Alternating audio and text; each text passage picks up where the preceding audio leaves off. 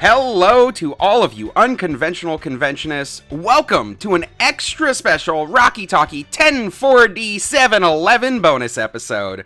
I'm Aaron. I'm Nicki. And I'm Jacob. To celebrate the best holiday of the year, Black Friday, we've got a special little treat for all our listeners. That's right, fuckers. I am a goddamn treat. And that voice belongs to none other than the incredibly delicious Rowen Camor, who is here to chat with us all today about a community project they've been working on. Hi, Rowen. Hi. Rowen, we're here today to grill you all about the documentary film project you recently shared with the community, A Portrait of Roy Rossi. Could you give us an overview of the film's plot? Yeah, absolutely. So essentially the documentary itself focuses on Roy Rossi, somebody who is in many ways a founding member of a lot of the Rocky Horror community and what we have today. It's also somewhat of a love letter to Rocky as a community as a whole. It really just kind of takes not only a look at Roy's life with Rocky Horror, but also Roy as a person. And Roy is somebody who is very reserved, very quiet. You know, he never posts on social media. He doesn't talk about himself unless really asked about it specifically. So this is kind of giving a lot of people a look into a man who does a lot of work for this community and a lot of work to keep, you know, Rocky and New England kind of afloat, but also, you know, will never gloat about it and never will talk about himself. So it's kind of an inside look about that rock in his life, which is, no pun intended, Rocky Horror. So it's just kind of about him and, you know, those parts of him that he hasn't shown people before, as well as his association with Rocky and how that community has really kind of made him grow as a person and helped him throughout his life. I absolutely love that. I'm super pumped for this.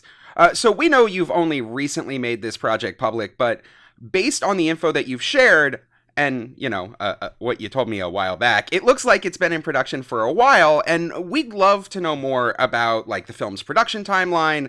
How many thousands of hours have you already spent on this project, and, like, how are they allotted? What have you been up to on it? Yeah, so absolutely. You could ask any of my close friends, and they'll tell you that I've been talking about this project for a few years now. Ever since I had started performing in Rocky Horror or been a part of a cast, I always just really wanted to make a documentary about the community as a whole. Once I met Roy, though, it kind of really trickled down into a kind of like, oh my god, this guy's really interesting. I'd love to make something about him.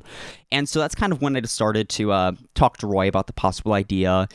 And in terms of hours, I probably put around 100 in, and that's just essentially just looking through Roy's old photos from like the late 70s to probably the late 80s, around that whole era. It's one of those things where it kind of makes you feel nostalgic for a time that you weren't even there for, because all these photos just seem like so full of community and so full of, you know, coziness. And like there's so many photos of the cast at like Halloween parties or Christmas parties or, you know, just behind the scenes of the show, and it's like it feels very familiar yet distant. There's also hundreds of newsletters that Roy has written over the years that is just so interesting to read, because that specifically has really shown me a sense of the Rocket community's growth over the years. You can kind of just see the different things that have come up in the community over the years through the newsletters and what would be reported on. So that's also been really fascinating to just kind of take a look at. Oh my god, I'm so jealous. I'm gonna have to like bribe you or Roy to get me copies of those, because you're talking about newsletters I haven't seen, and hit me up. I will let you have them. So I feel like we've already got a general idea of what spurred the start of this project. Who among us isn't obsessed enough with Roy that we've casually thrown around the idea of making a whole ass documentary about him, right? But we'd love to know what made you put your money where your mouth was and actually make the thing. So with Roy, it's been one of those things where I had joined Rocky Horror right when I was freshly graduated from high school. I was 18, and it was one of those things where you're kind of looking for a sense of community, like I'm sure a lot of people do.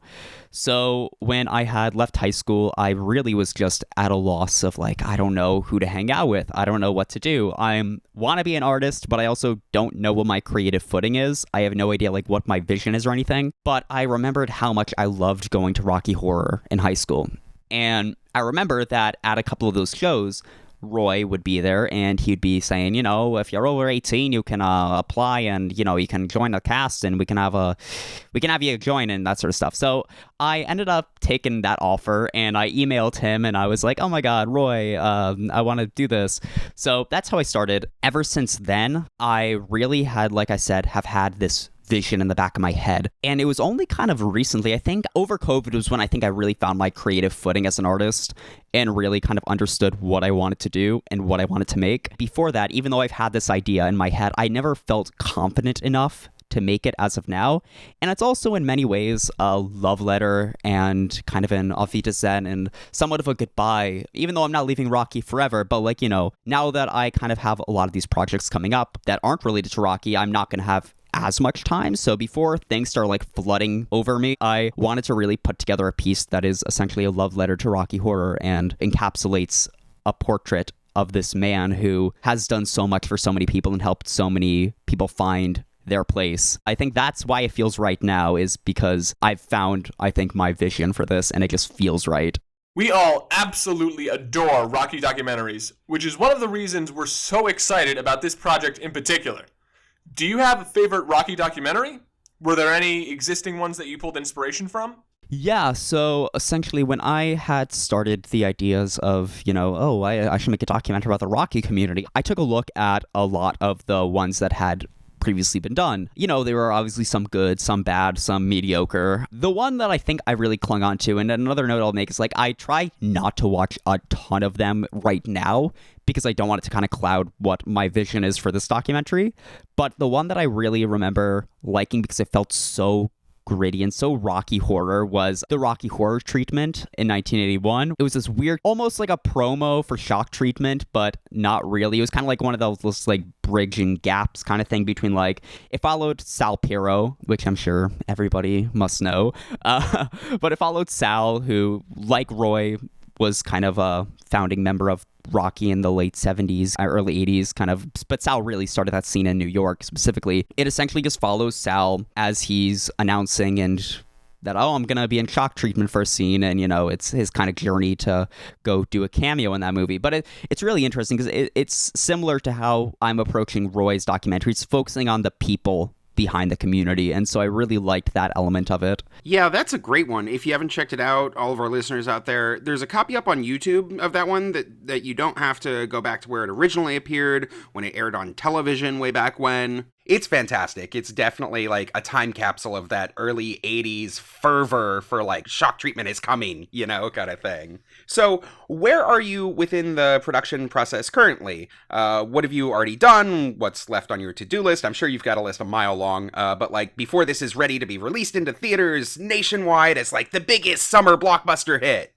Oh, God, so much pressure. Where I'm at right now is definitely we have started the process of interviewing Roy, and I wanted to keep it very personal, so when I do the interviews, it's just Roy and I together in the room talking. I plan to do 5 sessions of that. We've done 1 session, and with each one, we're just kind of go deeper and deeper into this story and this narrative. We're currently underway in production. We've wrapped up pre-production, but in the same breath with the documentary, you're kind of never finished with pre-production. There's always things that keep popping up, and I'm like, oh my God, I love this. I need to ask Roy about this next time I see him. So the plan with that right now is that we're in production, and once that's done, I'm going to be helping it by going around to festivals with it, hopefully. So that'll be very exciting. So far, what's been the most challenging part of working on this film? I think the most challenging part for me personally has been having to narrow down and condense all of this information into a set narrative, because like I said, there are hundreds of these newsletters, hundreds of just these photos that, they tell so many different stories, and there's so many different meanings to Roy and that sort of thing. So it's kind of having to really condense and pick and choose, okay, I'm going to use that, I'm not going to use that, and that whole kind of situation of having to go essentially not get too carried away on one thing and being able to bring it all into one condensed piece. I can imagine. You've got a whole 45-year history there to go through, right? Yep. Yeah. Amazing. And last, but certainly not least, I'd call this last and most. Last and most. Rowen, we've got to know. What's the best thing you've learned about Roy while making this movie? It can be anything. The only caveat being it's got to be something you didn't know prior to the start of this project. I would say it's probably how much perseverance Roy has, which was the most surprising thing. I know everybody kind of knows that, oh, Roy's been around forever, so he must have perseverance. But like going into this documentary and talking to Roy, there was so much that I had learned that I had not known before, such as like the fact that some of the theaters they had performed in back when RKO was in its early days would obviously, in the same vein now, it would go from theater to theater. But that said, some of the theaters that they performed in weren't in places where things like Rocky were commonly accepted. So Roy, and you'll hear it in the documentary, Roy talks a lot about how there would be some shows and venues that they would go into and they would have people, storm the theater, trying to beat them up. Roy would have to escort the cast out because, there'd be people that would be throwing things at them like viciously or, trying to attack them. One famous thing that Roy has mentioned to me, which I think is just so wild, is the fact that for a long time he would have to show up to every single show with a cup on to protect from anybody trying to beat him up. So it's one of those things where it's a really interesting history of, I didn't understand to that level of the perseverance that Roy had to keep doing this show, even after the fact that they would have these kind of vicious attacks on the cast. So, yeah. That's crazy, because you hear about that kind of from the New York scene, right? With the early days where Sal Piro talks about it at the Waverly, where like, oh, they'd come with baseball bats and whatever. I had no idea that was kind of an issue across the country. I guess it makes sense, the story of a different time. Yeah, and it goes into the fact that, because RKO was such a traveling cast, like some neighborhoods would be totally accepting and they'd be totally fine. And then they would go into some neighborhoods that would be very conservative and very against what they were doing. They would perform the show anyway, but it would be one of those things where, yeah, there'd be people that would show up with like baseball bats or, with malicious intent to like beat up the cast. It was definitely an issue. Well, I think we're all glad to say that we don't have to wear cups as part of our regular costumes anymore. Yup. Rowen, thank you so much for joining us on Rocky Talkie today. I know all our listeners are absolutely dying to watch this film once it's finished. Where can they look forward to checking it out? Any chance it'll be ready to go, I don't know, maybe next summer sometime? Maybe around, I don't know, spitballing early August-ish, preview at RKO? Yeah, so absolutely. As of right now, with the production calendar that I have in place, I plan to have this done by around March of 2022, so this coming March. Essentially, where you'll be able to see it online is I'm going to be uploading it to Vimeo for free. I'm somebody who I am very much of the mindset that I try to make my art as accessible as possible, so I will be uploading that online. But also, that said, I will also be doing it's not officially yet, but we're going to be trying to get it in there, a screening at RKO Con with kind of a talk back with Roy after. So it'll be kind of this special little thing where we'll be able to watch it with a full audience, and then Roy himself will be able to be there and take any questions or, just talk about the experience from his end. So yeah. And if any of our listeners want to help support the film, we know production costs aren't cheap, how can they help? So awesome. Yeah, so right now I have a GoFundMe set up. It's not like one of those things where you need to pay to watch it or anything, but it's set up just in the sense that, once I get to the level where I'm going to be submitting this to film festivals, fees do add up. So for whatever reason, if you have any money lying around, you're like, why not? I'll throw this at this documentary. The GoFundMe, which I am told will be linked in the show notes, will be a place where you can do that. And it will mean so much to me and to Roy to have that kind of extra money for some of the post-production needs and film festival fees. Hell, I know that you probably need an extra hard drive for all this stuff and all that other kind of crap. There's too many things when you're working on a project like this, right? Mm-hmm, for sure. Rowen, thank you so much for joining us today. We appreciate all that you do for us over on Rocky Talkie and just for the wider Rocky Horror community in general. If you like Rocky Talkie and want to help support us, all you got to do is like and follow us on social media and maybe leave us a nice review on iTunes if you're feeling frisky. Ooh. And if you're working on a cool community project, we'd love to spotlight it here on our show. Just go to rockytalkiepodcast.com and fill out our contact form to share it with us. We'll talk to you all next week. Bye. Bye. Bye. Bye. Love you, bye. Eat dick, suck a, eat ass, suck a dick, Nope. sell drugs. Nope. No. All done. Bye.